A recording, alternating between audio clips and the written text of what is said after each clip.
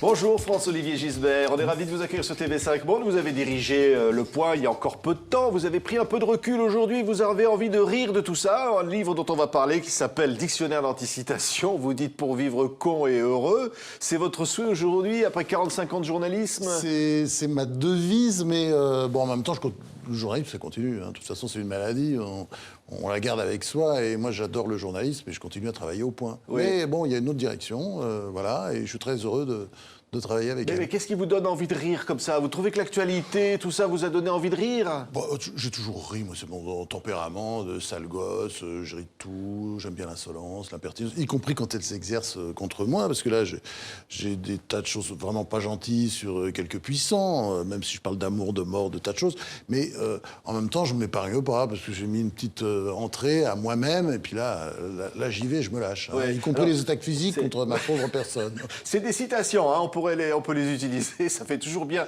Vous dites d'ailleurs, à l'école, vous mettiez des citations comme ça dans vos rédactions, ça plaisait beaucoup aux profs, hein, ça toujours. plaisait pas mal, ouais, je montais en puissance comme ça, si bien que d'ailleurs, je me souviens, en première année de droit, j'ai eu une très très bonne note avec une citation, une copie qui était bourrée de citations, et à chaque fois, le prof mettait en rouge, très bien, bravo, excellent, etc. Et disons, 80% de ces citations devaient être fausses. Vous les inventiez, hein? Oui, c'est terrible, hein? Quand c'est des belles phrases, vous voyez, bon. Et après, c'est vrai, les articles, c'est très compliqué de mettre des fausses citations, parce que les lecteurs, quand même, ils lisent. Ce que je fais souvent, et je m'arrange pour que le lecteur s'en rende compte, et donc ça se termine par un sourire, c'est le faux proverbe. Vous savez, le faux proverbe bantou, normand, etc.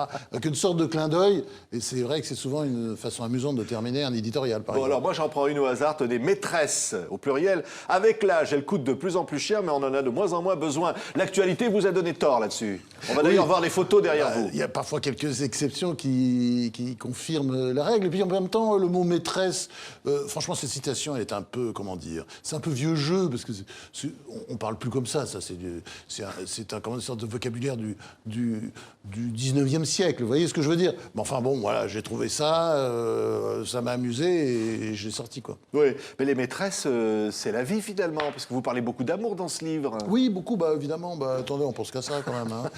Il y a une citation, alors pour me citer, parce que j'en suis assez fier de celle-là. L'homme est le seul animal de la création qui a la queue devant et qui court après. Hein. Ah.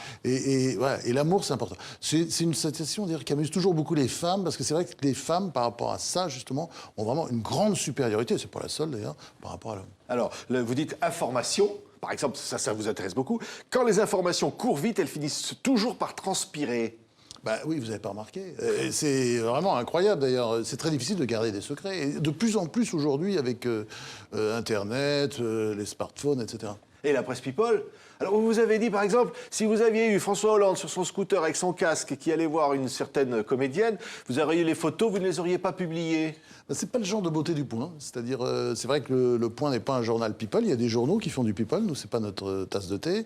Bon, c'est vrai aussi qu'une fois que l'information est sortie, on l'a reprise parce que c'est devenu un événement politique. Mais c'est pas dans nos gènes, et c'est déjà arrivé d'ailleurs qu'on ait des informations qui pouvaient être considérées comme énormes sur des personnes qu'on n'a pas sorties parce que voilà, la vie privée, c'est la vie privée. Oui, mais bon, dans vos livres, vous avez parlé évidemment de Jacques Chirac, de Nicolas Sarkozy. Dans certains livres, vous racontiez quand même des conversations privées. Oui, vous avez même dit, moi, il faut pas trop me faire de confidences parce que je sors tout. Moi, c'est comment dire, c'est une vieille habitude. Bah oui, je suis journaliste, je balance. Voilà, vous me dites un truc, je reconnais. Bon, en même temps, je garde une certaine confiance avec la plupart des personnalités politiques importantes de ce pays. Pourquoi? Parce qu'ils savent aussi qu'il y a des barrières, je ne franchis pas, quoi. C'est-à-dire, si on me dit attention, bah, je ne vais pas franchir la barrière. Mais je reconnais que, voilà, ça, c'est. Je comprends pas très bien, vous voyez, ces journalistes qui passent beaucoup de temps avec les hommes ou les femmes politiques sans immédiatement sortir, une partie de ce qu'elles nous ont raconté. On voit la une de Times, là, cette une avec ces photos. On a parfois envie de rire de la politique, on a envie de rire des gens qui nous dirigent, non? Bon, on a d'abord envie de rire de tout. Moi, je crois que c'est d'abord la philosophie qu'il faut avoir. Vous savez, moi, je suis épicurien, dans le sens que ce grand philosophe Épicure, et qui avait la maladie de la pierre, qui souffrait 1000 martyrs, et qui disait son bonheur de regarder la mer Méditerranée en arrière-plan, avec une petite mouche qui volait dehors. C'est pourtant pas génial, une mouche. Mais il était heureux comme un... Voilà. Et je crois que c'est cette philosophie qu'il faut avoir. On dirait, c'est pas très français en ce moment, mais l'optimisme reviendra. C'est pas possible, Oui. on peut pas continuer comme ça. Mais c'est pas se faire la gueule. C'est pas se prendre au sérieux. Quand vous dites vivre heureux et vivre con, c'est pas vrai. Ah, mais moi j'aime bien être con, j'aime bien passer du temps à rien foutre, j'aime bien boire des coups avec les copains, j'aime bien rire de tout. Oui, j'aime bien la connerie, mais j'ai une part de connerie très importante et qui d'ailleurs j'associe totalement au bonheur. Moi j'aime bien faire je sais pas des soirées pizza avec des amis après une journée de jardinage. Pour moi c'est le bonheur quoi. Donc voilà, faut le dire aussi. On peut pas rire de tout. Vous avez dit récemment, j'inviterai jamais Dieudonné dans une de mes émissions. Ah ben c'est pas pareil, parce que ça c'est pas drôle d'abord Dieudonné, je vois pas où est l'humour. Enfin franchement ça a été un comique génial avec Elie Semoun dans le temps, j'adorais ça. Mais aujourd'hui je trouve que son discours d'abord n'est pas drôle, donc c'est pas rire de tout. Et puis je crois qu'il faut dans nos métiers avoir des barrières. C'est vrai qu'avec Internet, les barrières ont tendance à s'élargir de plus en plus. Nous, je crois que notre fonction, en tout cas à certains dans la presse, c'est d'essayer de les mettre. Bon en même temps, quand ça dévale, le torrent dévale, évidemment, il faut raconter l'histoire. Par exemple, ce que je vous disais à propos des photos comme ça volées sur François Hollande allant rue du Cirque, c'est sûr qu'on les aurait pas passées. Elles sont là, c'est l'actualité, on en parle. Vous voyez ce que je veux dire? On n'a pas de frein là-dessus. Mais il y a une gêne, quoi. Il y a une gêne parce que je pense que le métier doit... Comment dire? Il ne doit pas rentrer trop à l'intérieur de la chambre à coucher, sinon un jour il finira sous les draps et ça ne sera pas terrible. Oui, d'ailleurs, une citation encore, femme. Alors c'est terrible, vous dites femme, homme qui a bien tourné. Ah oui. C'est gentil ça ou... Ah oui, c'est gentil, bien sûr. Ah bah oui, bien sûr. De toute façon, moi je me considérais comme une femme, enfin mes ex ne seront pas forcément d'accord avec ça, mais je crois que je suis... Oui, j'ai un tempérament féminin et je m'en vante. Oui. Alors, il y a plein de blagues aussi.